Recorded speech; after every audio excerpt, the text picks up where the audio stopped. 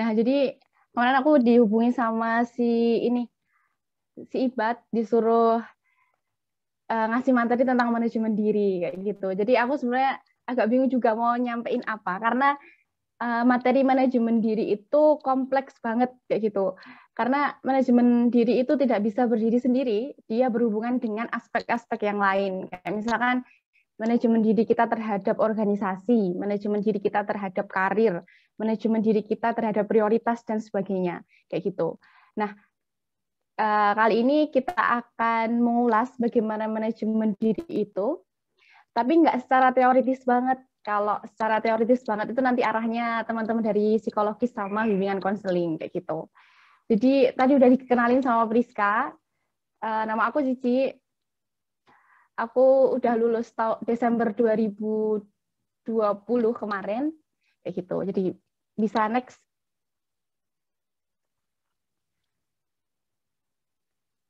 Bisa next. Nah, udah. Jadi sebelum kita bahas lebih lanjut, jadi nanti aku bakalan jelasin tentang hal dasar saja. Jadi kalau misalkan kita mau ngomongin manajemen diri, kayaknya sehari nggak cukup. Kayaknya sehari aja nggak cukup. Jadi butuh diulas secara detail. Nah, di kelas LK1 ini, kita mau mencari apa sih sebenarnya hal dasar dari manajemen diri yang menjadi basic fundamentalnya. Seperti itu. Jadi sebelum kita ngomong banyak, sebelum kita connecting the dot, kita paham dulu apa arti manajemen diri. Tadi udah ada yang nyebutin, keren banget, udah pas. Jadi manajemen diri itu sebenarnya bagaimana kita bisa mengontrol diri kita. Seperti itu. Jadi kata kuncinya adalah kemampuan pengontrolan diri. Jadi bagaimana kita mengontrol diri kita atas emosi, sikap, ucapan, atas di berbagai kondisi, di berbagai situasi untuk mencapai kepentingan kelompok atau kepentingan individu. Nah, itu secara teoritis banget kayak gitu. Nah, sebenarnya manajemen diri itu yang dikontrol oleh manajemen diri itu ada perbuatan, ada pikiran. Pertama itu pasti pikiran, baru harus di breakdown ke ucapan, baru perbuatan. Itu output dari manajemen diri. Nah, yang paling dasar adalah pemahaman. Kalau teman-teman nggak paham, nggak tahu cara berpikir yang benar, ya pasti breakdownan untuk kepikiran dan ucapan perbuatannya juga kurang baik seperti itu. Jadi kata kuncinya adalah pemahaman. Manajemen diri itu kemampuan pengontrolan diri dan pemahaman. Next.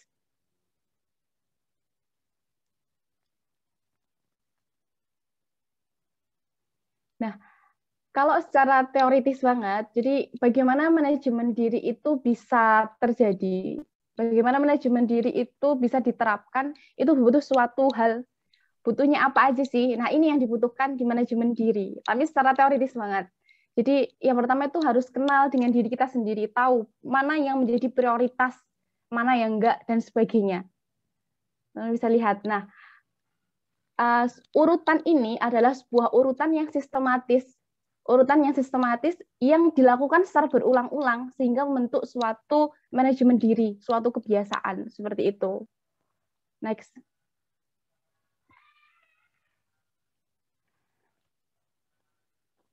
Bertemu dengan diri sendiri.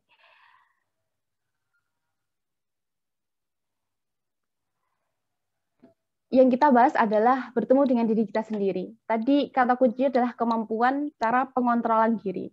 Seperti itu. Seringkali kita itu mengalami semacam discussion paralysis. Jadi discussion paralysis itu seringkali kita dalam mengambil sebuah keputusan, kita itu sering melihat keluar. Kita sering melihat keluar, menengok ke kanan dan ke kiri, mengintip rumput tetangga. Padahal sebenarnya jawabannya itu ada di diri kita sendiri. Seperti itu. Kita sering menengok ke kanan ke kiri, lihat rumput tetangga dan sebagainya. Padahal sebenarnya jawabannya di diri kita sendiri. Nah, kita tuh sering mengalami sebuah discussion paralysis seperti itu. Nah, solusinya adalah bagaimana kita bertemu dengan diri kita sendiri. Nah, bagaimana tuh Mbak bertemu dengan diri kita sendiri? Jadi, contohnya gini, ada sebuah case, misalkan si Sofa itu adalah seorang pengusaha. Sofa itu memiliki value di dalam hidupnya. Bagaimana Sofa itu memiliki usaha, tetapi dia juga berdampak untuk lingkungan. Sofa memiliki value, bagaimana dia bermanfaat, bagaimana dia berdampak. Seperti itu. Terus habis itu ada si Priska. Priska ini juga seorang pengusaha. Nah, si Priska ini pengusaha besi tua. Dia tidak memikirkan dampak atau enggak. Priska hanya mementingkan value uang, value ekonomi, result, hasil, dan seperti itu. Sama-sama pengusaha. Gaji Priska lebih besar daripada gaji si Sofa. Ketika Sofa melihat si Priska, Sofa iri, ya ampun, si Priska gajinya gede banget ya, 20 juta. Padahal belum tentu ketika si Sofa berada di posisi si Priska, Sofa itu suka. Karena apa? Karena mereka memiliki value yang berbeda-beda. Sofa sebenarnya memiliki value bagaimana dia bisa berdampak untuk lingkungannya, dan sedangkan si Priska itu memiliki value ekonomi yang berorientasi pada uang. Seperti itu, berbeda. Nah, kuncinya adalah bagaimana kita bertemu dengan diri kita sendiri. Seperti itu. Next.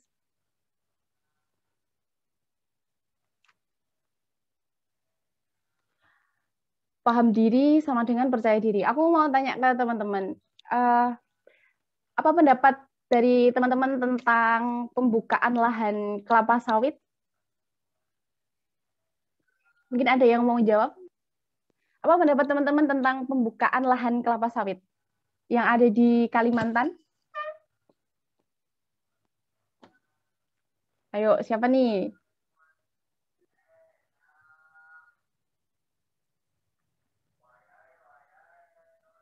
Ada yang mau ini? Apa pendapat teman-teman tentang pembukaan lahan kelapa sawit di Kalimantan?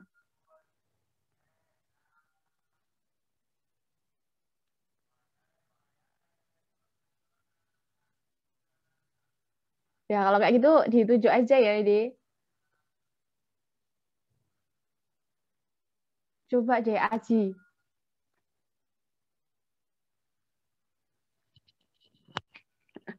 Browsing dulu. Yuk, apa opini teman-teman aja? Opini teman-teman aja. Bagaimana pendapat teman-teman tentang pembukaan lahan kelapa sawit di Kalimantan? Misi, Mbak. Izin jawab. Yuk. Menurut saya pembukaan lahan kelapa sawit di Kalimantan itu sangat merusak ekosistem ya, Mbak. Karena di Kalimantan itu kan habitatnya buat orang hutan dan berbagai fauna flora lainnya gitu. Menurut saya pembukaan lahan kelapa sawit itu malah jadi merusak hutan gitu loh. Kayak fungsi hutan yang sebenarnya sebagai tempat tinggal para satwa maupun makhluk hidup lainnya dialih fungsikan jadi perkebunan kelapa sawit. Nah, perkebunan kelapa sawit itu kan juga menyebabkan beberapa dampak lainnya gitu, Mbak. Jadi nggak cuma satu dampak doang. Jadi ada dampak terhadap emisi karbon dioksida mungkin, dan ada dari erosi tanah. Terus yang paling sering kan dari polusi udara ya, Mbak. Kebakaran hutan gitu. Dan menurut saya juga kelapa sawit itu sifatnya itu membutuhkan ini, Mbak, jumlah air yang besar untuk bisa tetap hidup. Jadi cadangan air yang harus dimiliki oleh satu perusahaan tuh gede banget. Jadi biasanya perusahaan tuh bikin satu sungai gitu di sekitar idenya jadi buat resapan si kelapa sawit. Nah, itu juga pengaruh terhadap permukiman di sekitarnya. Jadi airnya itu tidak teraliri dengan baik.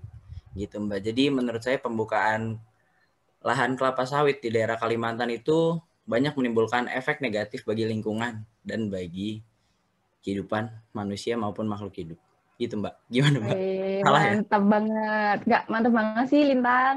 Oke, jadi menurut Lintang, pembukaan lahan kelapa sawit itu berdampak pada ekosistem, merusak lingkungan. Seperti itu. Tang, aku tanya sekali lagi dong, Tang. Kalau apa pendapat kamu tentang bank sampah yang dilakukan oleh teman-teman FP? Jadi mereka melakukan bank sampah. Jadi misalkan kamu punya kertas nih, kertasnya nggak kepake, terus habis itu kamu jual ke sana dan ditukar dengan uang. Ada kertas, ada bekas botol plastik. Apa pendapat kamu tentang itu? Iya, menurut saya bank sampah itu merupakan suatu inovasi yang bagus ya Mbak. Maksudnya untuk mengurangi jumlah timbulan sampah yang ada di lingkungan itu merupakan langkah yang bagus karena kan beberapa bank sampah kan juga nyediain pengolahan jadi yang ini loh Mbak, yang dia dari sampah jadi barang baru lagi gitu. Terus juga masyarakat dapetin ini, dapatkan beberapa bank sampah tuh ada yang misalnya kita nyetor sampah dikasih uang gitu. Nah, jadi masyarakat tuh jadi ini loh, tertarik untuk lakukan transaksi di bank sampah. Jadi mereka juga ngumpulin sampah dengan kayak gitu kan, langkah kayak gitu juga bisa bikin lingkungan jadi bersih, lingkungan jadi bagus juga ya istilahnya kayak ngurangin lah ngurangin pencemaran gitu Mbak. Menurut saya bank sampah itu udah bagus sih Mbak. Apalagi yang di FP itu kan baru kalau nggak salah. Itu jadi salah satu langkah untuk mengurangi pencemaran gitu Mbak. Gimana Mbak? Salah nggak Mbak? Oke, gak ada yang salah, Tang. Ya, ya Oke, maaf. mantap banget Lintang. Oke, makasih ya, Tang. Jadi kalau dari pendapat Lintang tadi, yang tentang pembukaan kelapa sawit, Lintang berpikiran kalau itu berdampak dan nggak baik, harus memikirkan aspek dari lingkungan. Tapi pendapat Lintang itu belum tentu sama dengan pendapat orang yang membuka pembukaan lahan. Orang yang membuka pembukaan lahan untuk kelapa sawit, mereka akan berpikirkan bagaimana dia memperkaya diri mereka. Jadi mereka berorientasi pada value ekonomi. Seperti itu. Jadi apa yang dipikirkan oleh Lintang itu adalah value dari Lintang sendiri. Tetapi apa yang dilakukan oleh orang-orang yang bergerak di tambang di pembukaan kelapa sawit, mereka berorientasi pada value ekonomi. Seperti itu. Walaupun nggak semuanya, mereka tetap memikirkan CSR dan juga perbaikan lingkungan. Seperti itu. Jadi tergantung value-nya masing-masing. Seperti itu. Nah, ada juga kalau misalkan tadi Lintang bilang kalau di bank sampah FP menukar dengan uang dan barang yang ditukarkan itu akan di reuse digunakan untuk bahan yang digunakan untuk barang yang lebih bermanfaat, tentang itu bagus, bervalue, kita bisa berdampak, kita bisa menginfluence orang lain. Tapi belum tentu bagi orang lain, belum tentu bagi si Priska itu tuh hal yang bagus. Karena Priska tadi juga berorientasi pada value ekonomi, seperti itu. Jadi setiap orang itu memiliki value-nya masing-masing. Harus paham dirinya masing-masing. Jadi tidak bisa kita menengok ke kanan dan ke kiri, kok orang itu seperti ini ya, orang itu seperti ini ya. Karena setiap orang itu memiliki background dirinya masing-masing. Itu salah satu yang akan kita bahas ke depan. Next.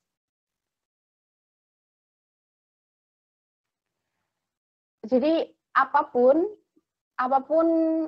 masalahnya, apapun kegalauan kita terhadap sesuatu, apapun pertanyaan kita terhadap kegalauan hidup, karir, terus kemudian relationship, terus kemudian kegalauan kita terhadap bisnis, keuangan, kuliah, itu adalah jawabannya tergantung.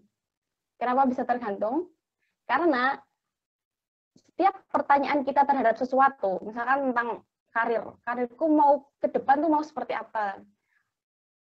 BEM 2020 misalnya 2022 nanti kalau misalkan Lintang mau nyalon jadi gantiin si tema, Lintang juga apa yang Lintang bawa juga tergantung Lintang. Seperti itu. Nah, jadi semua pertanyaan kita terhadap semua hal itu jawabannya adalah tergantung. Tergantung apa? Ya ini tergantung 1 2 3. Kalau aku ringkas secara rinci seperti itu. Jadi tergantung value kita tadi. Value atau nilai-nilai kehidupan yang kita pegang seperti itu. Yang kedua, tergantung background keluarga juga. Itu juga mempengaruhi bagaimana kita dibesarkan. Kalau misalkan ada beberapa yang kita dibesarkan emang di keluarga yang dari kecil, misalkan di keluarga bisnis gitu. Paling enggak jiwa entrepreneurnya tuh kecipratan ke anaknya. Tapi belum tentu anak itu bakal mengikuti jejak keluarganya. Jadi apapun keputusan, apapun diri kita itu tergantung ini tujuan hidup kita, pola pikir, bagaimana kita dibesarkan yang pertama itu ya value tadi, value yang kita miliki masing-masing. Jadi sebenarnya setiap orang itu memiliki value, cuma kita harus menengok ke dalam diri kita sendiri apa value itu. Gitu. Next.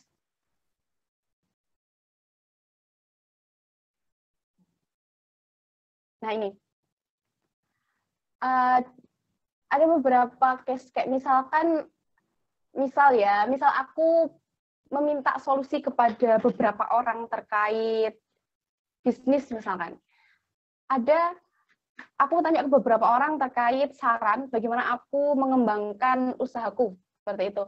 Ada saran yang emang bisa aku pakai dan cocok di aku, tetapi ada saran yang emang nggak cocok di aku.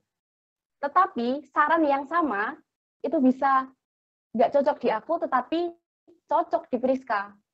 Yang salah siapa? Sarannya? Belum tentu. Nah, itu adalah kayak semacam analogi, bagaimana semakin kita mengenal diri kita, semakin kita paham apa jawabannya, seperti itu. Nah, berhubung tutor itu diminta untuk selesai dengan konsep diri atau tahu kondisi diri kita masing-masing, teman-teman bisa salah satunya melakukan 4 hal ini.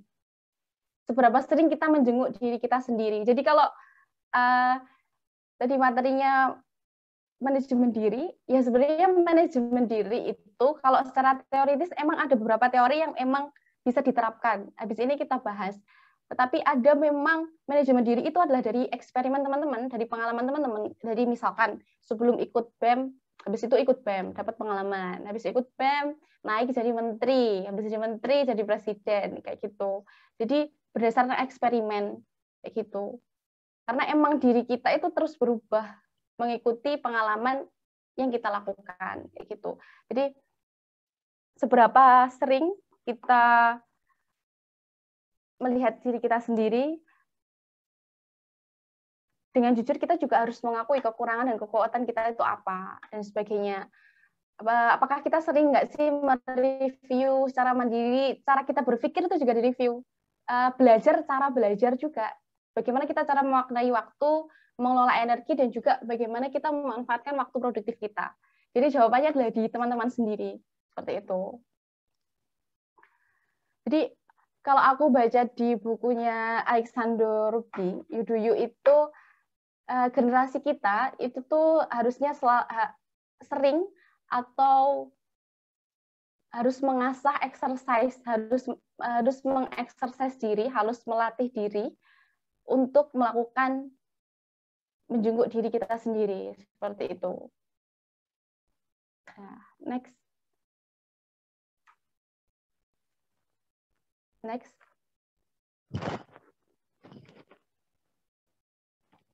Nah, gitu.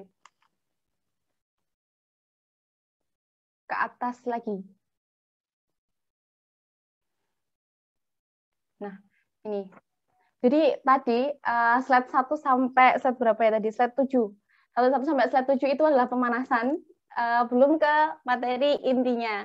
Jadi slide 1 sampai 7 itu pemanasan biar teman-teman ada gambaran dulu. Jadi kalau pengen tahu potensi diri, pengen tahu mengenal diri kita sendiri, karena emang dasar dari manajemen diri itu adalah kita kenal sama diri kita sendiri, yaitu tadi, itu pemanasan. Teman-teman itu seperti apa, yaitu PR dari teman-teman sendiri, kayak gitu. Nah, masuk ke materi inti, how you learn, bagaimana teman-teman belajar. Jadi, ada 3 pertanyaan. Yang pertama, pertanyaan adalah, ada berapa buku yang pernah kalian baca? Itu pertanyaan yang pertama. Pertanyaan yang kedua adalah, berapa banyak buku yang kamu paham isinya, yang ingat isinya? Yang ketiga itu, berapa banyak buku yang kamu praktekin dan impactful kepada diri kamu? Nggak perlu melakukan survei dengan banyak orang, yang pastinya semakin ke belakang, semakin ke pertanyaan terakhir, itu adalah semakin berkurang jawabannya. Seperti itu. Jadi jawabannya semakin berkurang, semakin ke pertanyaan ketiga. Pertanyaan yang pertama tadi, seberapa sering buku yang kamu baca, seberapa ingat kamu dari isi bukunya, dan ketiga adalah seberapa sering, seberapa banyak isi dari buku itu kamu praktekin. Dan itu semakin menurun. Kenapa bisa semakin menurun? Mungkin ada yang mau jawab? Ayo nih, siapa nih? Atau mungkin dari kelompok Al-Khawarizmi? Jawab aja, opini teman-teman gimana tentang pernyataan tersebut?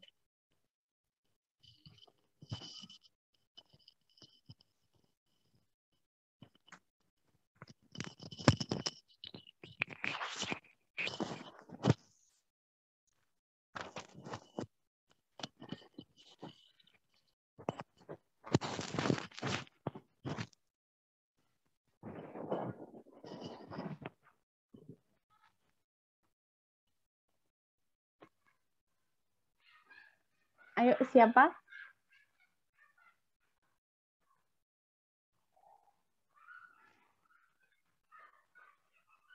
Oke, kalau nggak ada, nggak apa-apa. Jadi, kenapa tadi jawabannya semakin ke akhir, itu semakin berkurang? Karena setiap orang itu memiliki cara belajarnya masing-masing. Seperti itu. Dan kita misalkan baca buku ya, baca buku dan sebagainya, kok kita dia nggak paham sih, kok ada beberapa buku yang emang nggak nyampe di otak kita, padahal kita udah baca. Nah, itu biasanya adalah setiap orang itu memiliki cara belajarnya masing-masing. Makanya kita perlu belajar cara belajar seperti itu. Next.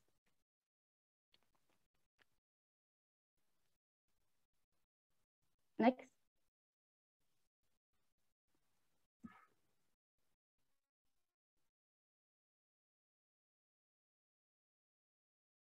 Nah, ini. Jadi tadi kan bagaimana cara kita untuk belajar, karena setiap orang itu memiliki cara belajarnya masing-masing. Jadi ada penelitian, ada eksperimen namanya itu forgetting curve, ini dari Herman. Jadi Herman ini melakukan eksperimen. Berapa sering sih orang itu lupa ketika kita mendapatkan informasi yang baru. Jadi di eksperimen ini teman-teman bisa mengakses artikelnya, ada sumbernya. Jadi di eksperimennya itu, jadi hari pertama ketika kita misalkan kuliah nih, kita kuliah hari pertama kita mendapatkan informasi baru, misalkan aljabar. Nah, hari pertama tuh kita bisa nangkap 100%. Misalkan kita bisa nangkap 100%. Tetapi setelah 24 jam, itu one day terus ada panahnya ke atas, itu tuh cuman tinggal 30% setelah 24 jam.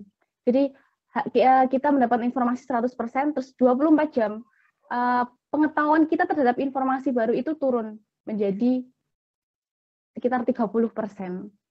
Seperti itu. Dan semakin nambah hari, semakin turun ingatan kita terhadap sesuatu. Nah, ketika Herman melakukan eksperimen ini, dia juga melakukan eksperimen untuk menemukan solusi dari masalah ini. Next.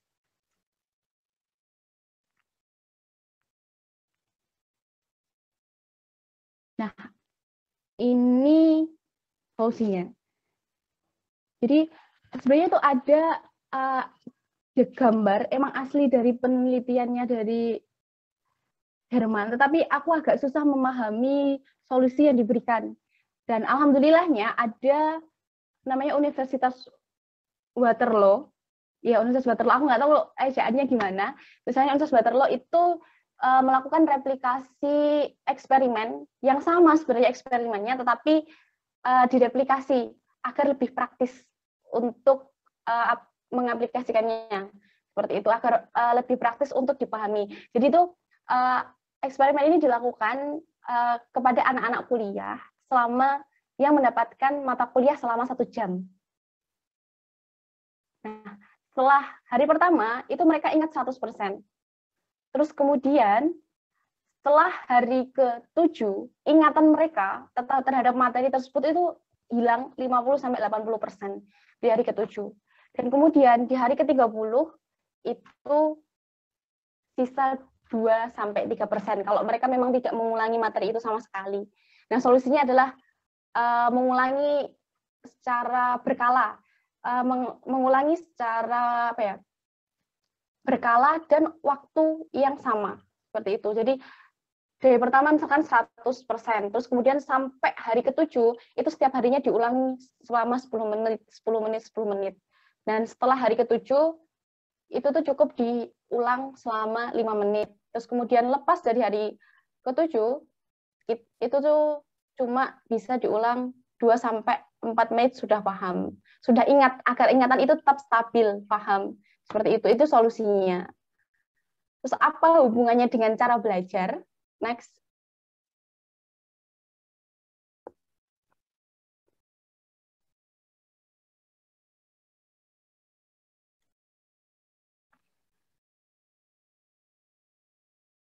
Nah, lebih dari tadi kan kalau lebih dari bagaimana kita mengulang materi, bagaimana kita mengingat agar materi itu tetap kita ingat, ada yang lebih penting daripada hal itu.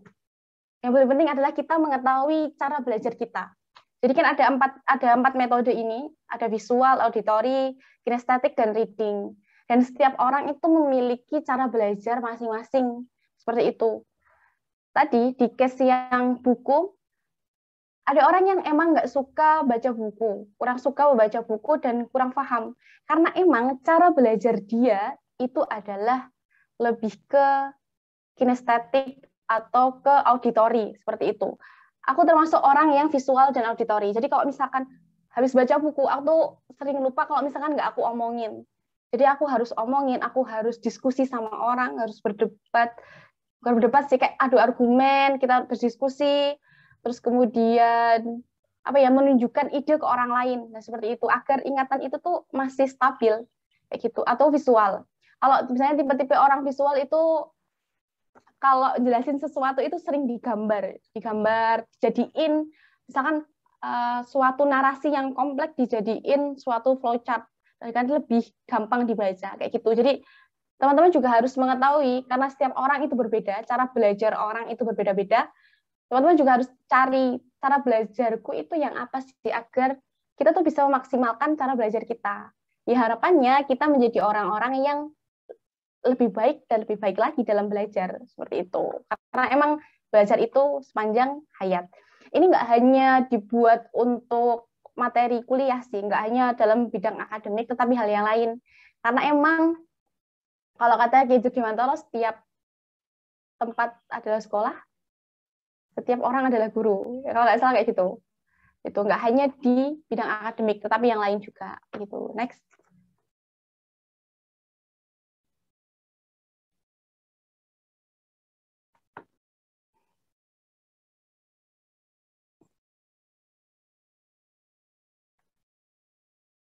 Nah ini, bagaimana kita bekerja secara maksimal, bagaimana kita mengatur pikiran kita untuk bekerja maksimal. Jadi seringkali kita itu masuk kuping kanan, keluar kuping kiri sampai bebal, sampai kebal banget itu dengar kata-kata work smart, not harder. Kita tuh kerja cerdas aja, ngapain sih kerja berat, kayak gitu. Ada beberapa emang yang menerapkan prinsip ini. Padahal sebenarnya ada hal yang lebih penting daripada kerja cerdas atau kerja keras. Jadi dengan mengenali jam-jam terbaik kita. Jadi orang itu diciptakan. Jadi kita itu kan kalau misalkan kita berpikir kita menggunakan fungsi tubuh kita, itu kan kita membutuhkan kalori untuk energi. Seperti itu. Jadi bagaimana kita bisa memanfaatkan energi ini dengan baik. Dan setiap manusia, jadi ada penelitian di buku The Power of When, aku lupa siapa pengarangnya, tapi ini tuh mengacu pada buku itu. The Power of When itu setiap orang itu memiliki waktunya masing-masing, memiliki jam terbaiknya masing-masing. Kayak misalkan, aku tuh termasuk, jadi kita sebut waktu ini adalah jam pintar dan jam bego. Jadi setiap orang itu memiliki jam pintar dan jam bego menurut teori The Power of When. Jadi kita memiliki jam-jam terbaik dan jam-jam yang emang kita tuh tidak bisa maksimal di sana, di jam itu. Kayak gitu. Next.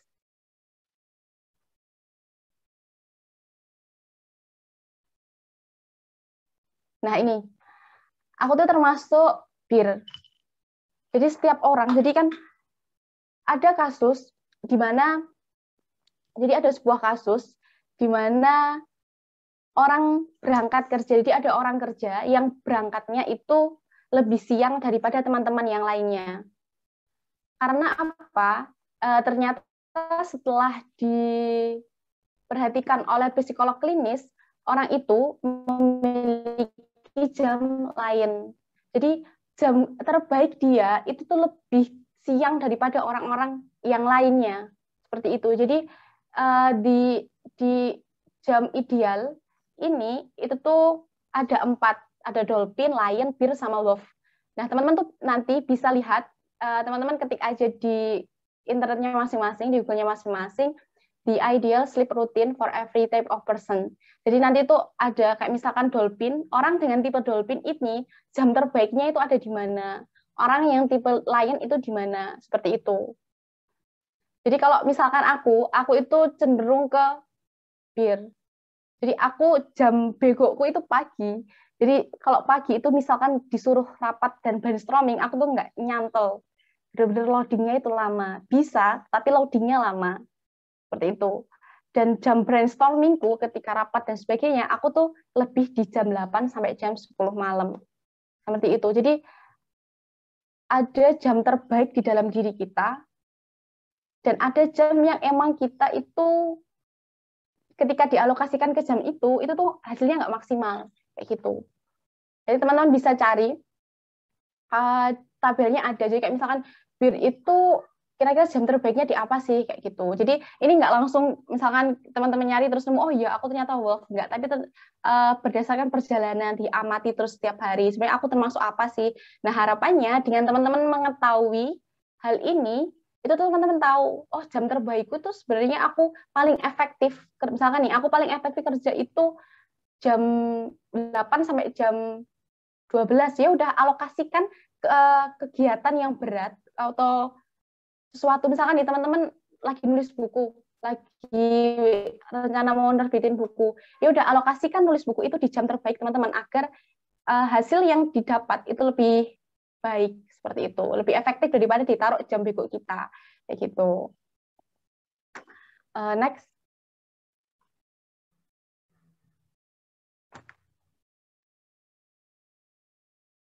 Nah ini,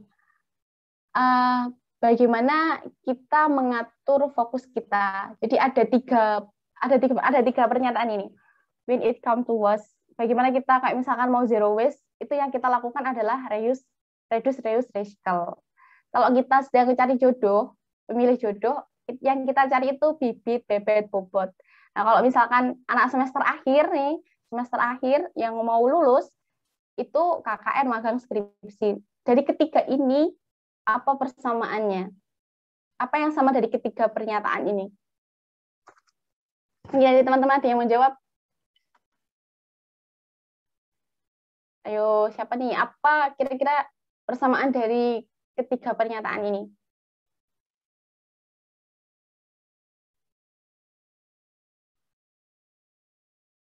Ada yang mau jawab? Silahkan.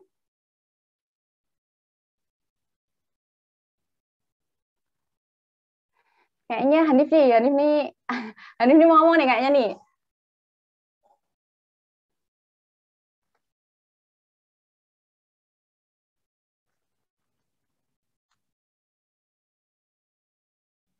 Jadi, ayo siapa nih yang mau?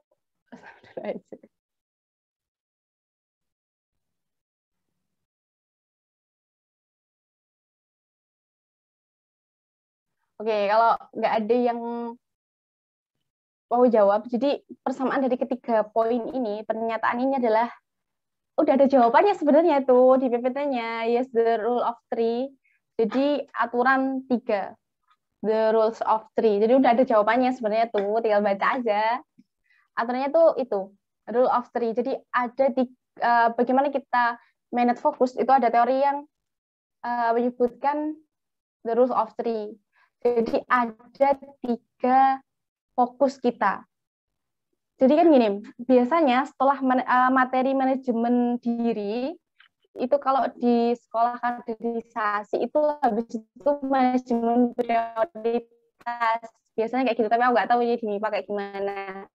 Nah, sebenarnya manajemen diri saling berkaitan dengan manajemen prioritas. Outputnya tetap manajemen prioritas. Bagaimana kita bisa memprioritaskan sesuatu agar maksimal. Nah, manajemen fokus itu bisa dilakukan dengan ini, the rules of three. Jadi kita memiliki tiga prioritas utama seperti itu. Nggak hanya prioritasnya nggak hanya di satu bidang, nggak hanya di satu hal, tapi ada di beberapa hal. Misalkan gini, misalkan prioritas untuk aspek karir, misalkan nih aspek karirku itu misal itu aku mau personal branding di LinkedIn. Personal branding di LinkedIn, itu yang pertama. Yang kedua, di karir aku mau buka usaha bisnis. Yang ketiga, aku mau nulis buku, itu misalkan.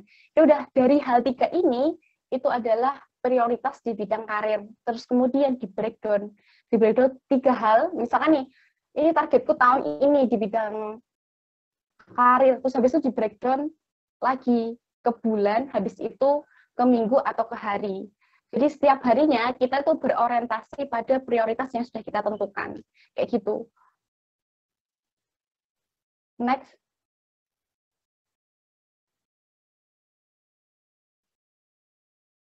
Nah, sebenarnya aturan tadi, rules of three, itu sebenarnya berkaitan sama hukum Pareto. Mungkin teman-teman udah sering dengar hukum Pareto. Jadi kayak hukum Pareto itu kan hal-hal yang berkontribusi besar untuk tujuan hidup kita, itu tuh diisi oleh 80% hasil didapat dari 20% waktu atau tenaga yang digunakan. Jadi hal-hal yang berdampak ke kita, itu tuh dari 20% waktu atau tenaga yang kita gunakan. Seperti itu. Jadi ada tiga hal, misalkan kita anggap 20% itu tiga hal, ada tiga hal yang menjadi prioritas teman-teman, dan ini tuh sebenarnya yang 20% itulah hal yang paling berdampak di kehidupan kita, berdampak pada 80% kehidupan kita, kayak gitu. Kalau hukum Pareto, jadi menentukan prioritas hidup, diseleksi mana yang emang penting sama enggak, kayak gitu. Bisa next?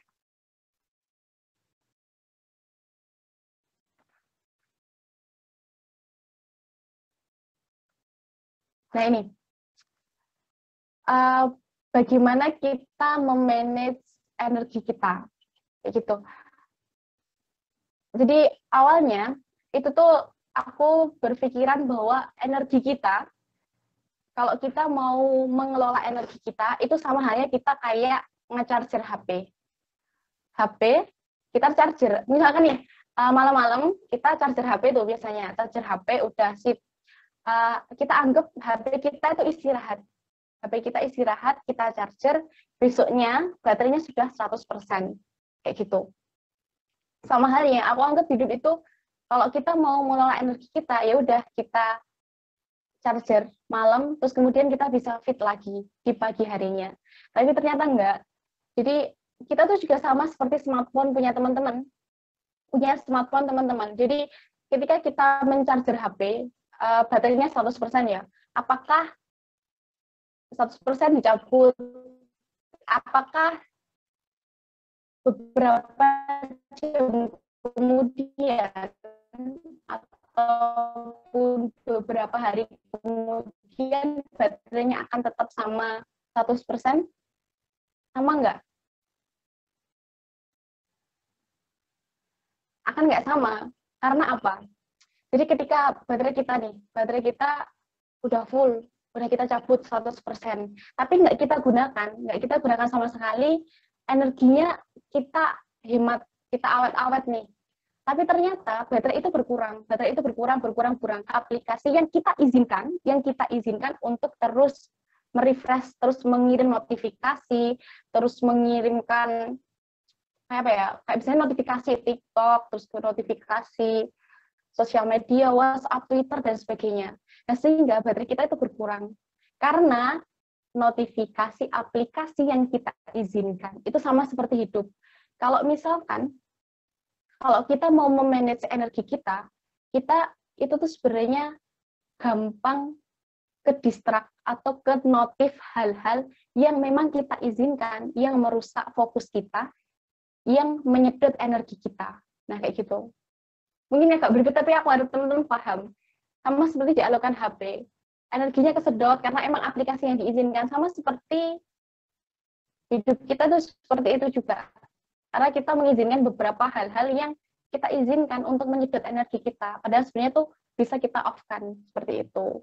Nah, ini makanya berhubungan sama hukum Pareto dan the rule of three tadi. Kita harus membuat prioritas, seperti itu. Next.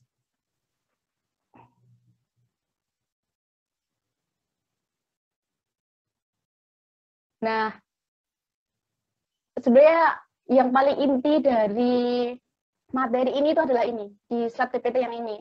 Apa value hidup teman-teman? Jadi kayak gini, yang tadi aku jelasin si Priska sama si Sofa. Jadi setiap orang itu memiliki value dirinya masing-masing. Ada orang yang memiliki value estetik, ekonomi, individualistik, politikal, altruistis, altruis, terus kemudian regularity atau teorikal. Jadi setiap orang itu memiliki value-nya masing-masing. Sebenarnya aku dengan yang lain itu tuh kadang memiliki value yang sama, tetapi kadarnya itu berbeda. Gitu. Kebanyakan tuh kadarnya itu berbeda. Ini aku ambil dari bukunya Alexander Ruby, Do You Do? You Do You. Filmnya tuh You Do You. Apa? Bukunya You Do You. Jadi setiap orang itu memiliki value-nya masing-masing. Jadi kayak misalkan gini, ada orang yang emang, tadi contohnya seperti Priska, ada orang yang emang berorientasi pada uang, dia tuh sangat-sangat berorientasi pada uang, dia misalkan usaha besi tua tadi. Dia nggak peduli loh, dia apakah dia menginfluence orang, apakah dia menebar kebaikan atau enggak, ya karena emang value yang dia ambil, value hidup dia itu adalah ekonomi. Dan tadi si Sofa itu memikirkan value altruis. Jadi Sofa itu lebih ke service, bagaimana dia menolong orang, bagaimana dia itu memberikan dampak, bagaimana dia itu menginfluence orang lain. Jadi seperti itu. Terus kemudian ada orang-orang yang bekerja di pemerintahan. Orang-orang bekerja di pemerintahan itu biasanya memiliki value regulatory. Dia orang-orang yang terstruktur, orang-orang order, orang-orang yang rutin, seperti itu. Jadi setiap orang itu memiliki value-nya masing-masing dan kita tidak boleh menjudge, bukan tidak boleh ya, tidak sebaiknya kita menjudge, kayak misalkan, apa sih, kayak dia itu cuma mentingin uang, dia tuh kuliah sambil kerja mulu biar ngumpulin uang banyak dan sebagainya. Ya nggak apa-apa, karena emang value dia itu seperti itu. Hal yang membuat dia bahagia, itu ya value dia, seperti itu. Kayak misalkan, terus tadi orang-orang yang bekerja di pemerintahan, kadang sempat ada beberapa orang yang menganggap itu kayak dipandang kayak gimana gitu, kan sensitif. Ya karena itu value dia, value yang dia miliki, seperti itu. Aku benar-benar baru tahu value hidupku itu ketika aku lulus. Dan itu nggak bisa langsung kayak ketemu, oh ya ternyata value-ku ini ya enggak. Tapi ternyata harus melalui beberapa case dan sebagainya baru, oh ternyata value hidupku tuh kayak gini. Kayak misalkan, belum tentu, kayak misalkan nih, belum tentu, misalkan aku makan di hotel bintang M, aku makan di restoran yang mahal. Aku makan di restoran yang mahal. Terus kemudian, belum tentu loh, si Sofa itu juga merasakan kenikmatan yang sama ke aku ketika dia makan di restoran yang mahal. Karena mungkin Sofa memiliki value hidup yang hemat dan sebagainya. Maksudnya kayak gitu. Jadi kita nggak bisa mencet, oh anak ini kayak gini ya, kayak gini enggak. Karena setiap orang memiliki value masing-masing dan value ini tuh bakal dikebawa sampai ya nanti sampai teman-teman tua kayak gitu. Jadi ditentukan value hidup teman-teman tuh apa sih sebenarnya. Dan nggak ada yang salah. Setiap orang tuh memiliki value untuk kebahagiaannya masing-masing gitu. Next. Ini waktunya masih nggak ya? Masih nggak, Tris?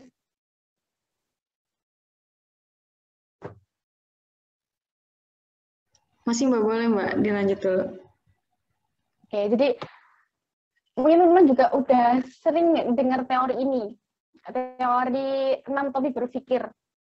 Jadi kalau tadi materi sebelumnya, kalau dari tadi presentasi sebelumnya itu lebih ke diri kita masing-masing. Nah, dua slide terakhir itu hubungan manajemen diri, konsep diri kita terhadap organisasi. Kayak gitu. Jadi ada 6 topik berpikir. Jadi topi berpikir ini oleh Dr. Edward itu ada 6 tipe orang. Anggap aja misalkan nih di Kementerian Riset dan Data tuh ada 6 orang yang memiliki karakter masing-masing. Kita kasih karakter itu dengan topi ya, yang menggambarkan orangnya. Ada orang yang bertopi kuning. Orang yang bertopi kuning itu biasanya orang yang berfokus pada manfaat, nilai. Dia memikirkan keuntungannya apa sih, kayak gitu. Ada juga orang yang bertopi hijau. Orang yang bertopi hijau itu biasanya orang yang suka ngide, orang yang ngefan banget. Dia bisa menawarkan sebuah pemecahan masalah yang baru. Terus kemudian ada juga orang yang bertopi putih. Ini orang-orang yang berfokus pada fakta, hasil, data, gitu. Ada orang-orang yang bertopi hitam. Orang yang bertopi hitam itu orang-orang yang suka mengkritik.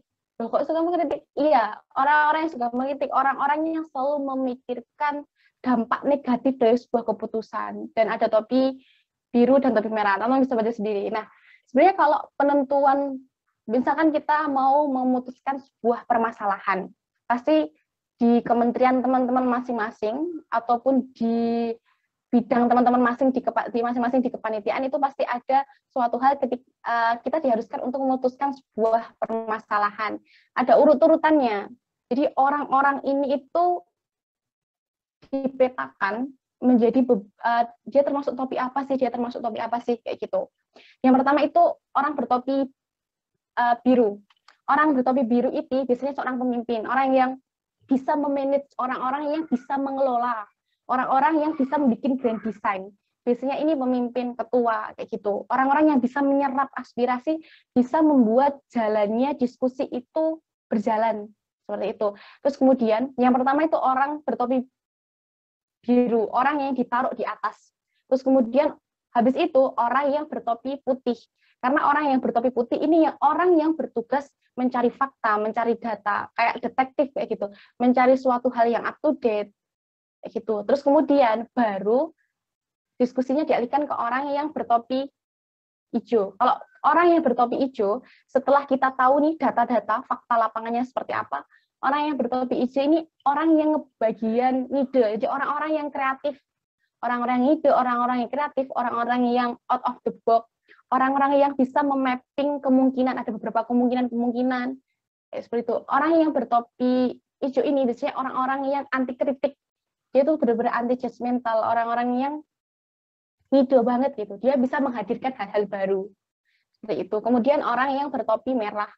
Kalau orang yang bertopi merah ini orang-orang yang memperhatikan, misalnya orang yang pakai perasaan kayak gitu, mikirnya pakai perasaan, moral, etika. Jadi ketika kita sudah membuat ide yang kelihatannya realistis dan bagus, itu nanti dilempar ke orang-orang yang bertopi merah. Orang-orang yang mempertimbangkan di keputusan, untuk mengambil keputusan mereka mempertimbangkan moral, etika, mempertimbangkan perasaan dan sebagainya.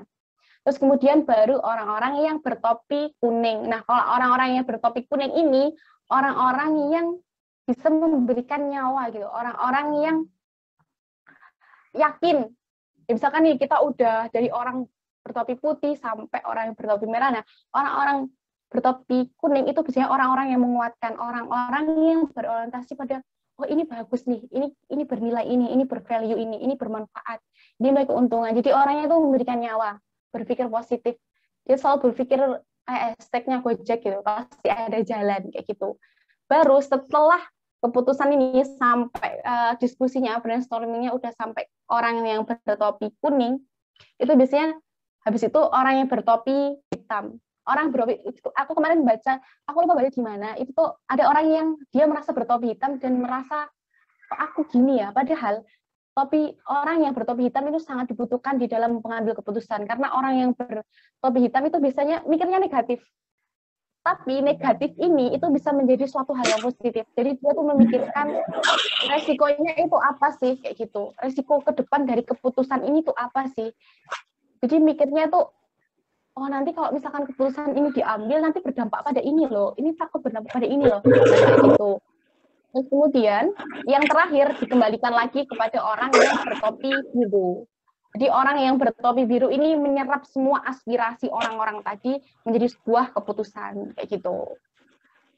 Jadi tapi nggak harus ini kok, nggak harus kamu misalkan nih si Sofa itu udah pasti orang yang bertopi yellow, enggak. Sofa itu juga bisa menjadi orang-orang yang bertopi biru. Sofa juga bisa menjadi orang yang bertopi kuning kayak gitu. Jadi kayak setiap orang itu memiliki proporsinya masing-masing kayak gitu. Dan pengambilan sebuah keputusan juga nggak harus dengan 6 orang ini. Nggak ini. Ternyata kadang aku cuma pernah 3 orang, tetapi ketika bisa mencakup ini juga bisa kayak gitu. Oke, next.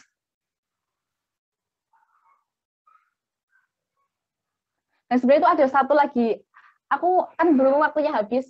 Sebenarnya itu aku saran ke teman-teman cari tahu, kalau nggak mau baca bukunya, cari tahu tentang kepemimpinan 360 derajat. Jadi kepemimpinan 360 derajat itu memposisikan bagaimana ketika kita menjadi seorang pemimpin di atas, bagaimana sih bisa sikapnya tema itu gimana. Ketika aku nanti di posisinya tema itu aku harus bersikap gimana. Terus ketika aku memimpin di tengah, kayak misalkan aku di posisinya menteri, aku harus bersikap gimana. Dan ketika aku di staff, aku harus bersikap gimana atau dengan rekanku kayak gitu. Ini aku tipu. Sebenarnya yang kiri itu memimpin ke atas, yang tengah memimpin ke samping, yang sebelah kanan itu memimpin ke bawah.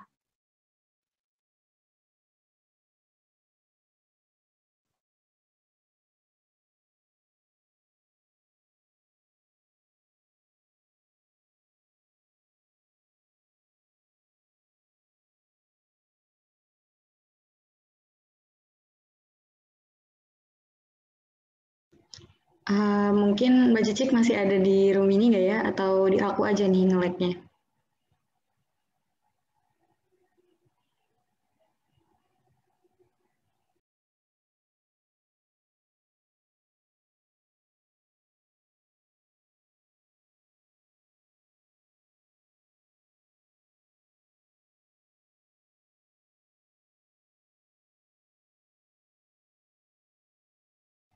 Ya teman-teman, kayaknya Mbak Ciciknya ini ya lagi hilang sinyal gitu ya. Jadi oke teman-teman, jadi itu tadi penyampaian materi dari Mbak Cicik ya. Ini mungkin masih ada satu slide lagi, tapi karena Mbak Ciciknya masih ada kendala sinyal, jadi mungkin teman-teman bisa nih prepare pertanyaan, karena setelah ini ada sesi tanya jawab. Oke, mungkin Mbak Cicik udah kembali ke room. Udah terus. Oke, silahkan Mbak Cicik, mungkin diselesaikan. Udah, jadi slide selanjutnya.